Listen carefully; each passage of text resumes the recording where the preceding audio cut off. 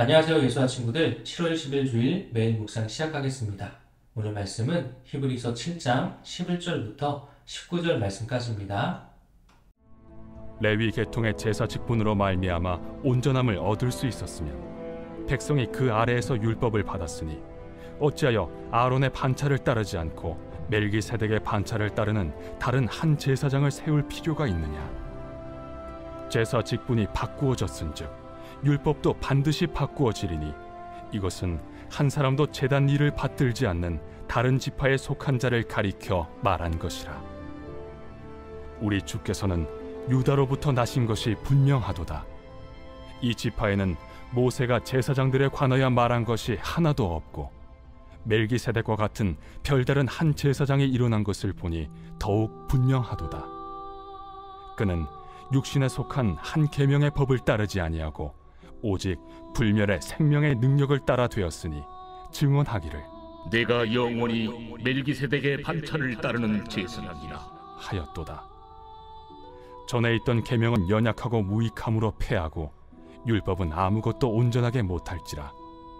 이에 더 좋은 소망이 생기니 이것으로 우리가 하나님께 가까이 가느니라. 아멘. 네, 하나님은 구약시대에 율법과 제사를 주셨어요. 율법은 하나님의 백성으로 살아가는 방법, 또 제사는 하나님 앞에 나아가는 방법이라고 우리가 구약 파노라마 시간 때 배웠었는데요. 아직까지 기억하고 있는지 모르겠습니다. 특히 제사는요, 제사장들이 인도했죠. 이 제사장들은 레위 지파인 아론의 후손들이었어요. 아론이 누구였죠? 네, 모세의 형이었죠. 자, 이렇게 아론의 후예인 제사장들은 율법을 가르치고 또 지은 죄를 용서받기 위해서 드리는 속죄 제사를 인도하는 일을 했어요. 죄 때문에 하나님 앞에 나아갈 수 없는 인간이 죄를 용서받기 위한 방법, 바로 속죄 제사였죠. 그런데 이 제사는 끝이 없었어요. 계속해서 드려야 하는 불완전한 제사였어요. 왜냐하면 제사를 드리는 그 자체만으로는 인간의 죄에 대한 문제를 그 근본적으로 뿌리부터 해결할 수가 없었기 때문이에요. 왜 그럴까요? 제사를 진행하는 제사장도 죄인인 인간이기 때문이에요. 그리고 드리는 제물도 완전할 수가 없는 짐승이기 때문이죠. 그래서 구약의 제사는 완전하지 않아요. 죄를 지으면 제사를 드리고 또 죄를 지으면 또 제사를 드려야 돼요.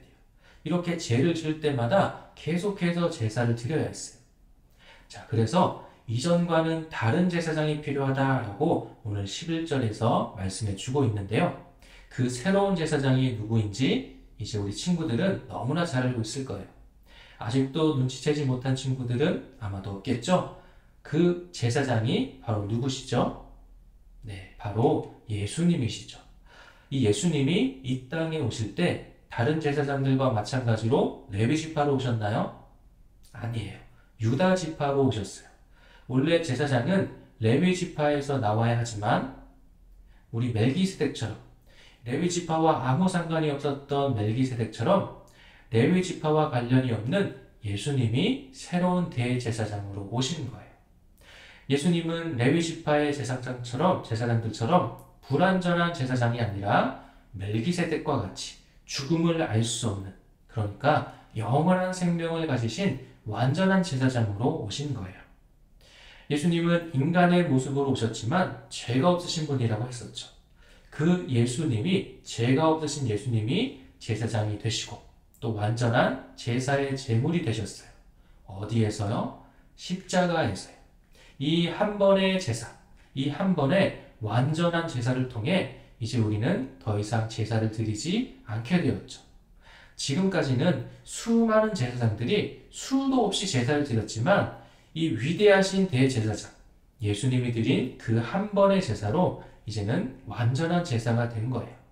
사랑하는 아동부 친구들, 우리는 예수님이 이루신 이 완전한 제사를 통해 더 이상 제사를 드리지 않아요. 예수님이 죄의 문제를 해결하셨기 때문이죠. 이 죄의 문제는 예수님이 해결하셨다라고 하는 이 사실을 아는 것으로는 나와 아무 상관이 있다 없다? 없어요. 어떻게 해야 돼요? 이 죄의 문제가 해결된 사건이 나와 상관이 있으려면 어떻게 해야 된다고요? 예수님이 나를 위해 십자가에 죽으신 그 사실을 믿어야 돼요. 그 믿음으로 우리는 죄를 용서받고 영원한 생명으로 천국에 들어갈 수가 있는 거죠. 이제는 우리 예수와 친구들도 다 이해할 것 같아요. 너무도 많이 들었잖아요. 그런데 중요한 것은 뭐라고요? 이 사실을 내가 믿어야 돼요. 나에게 믿음이 있어야 돼요.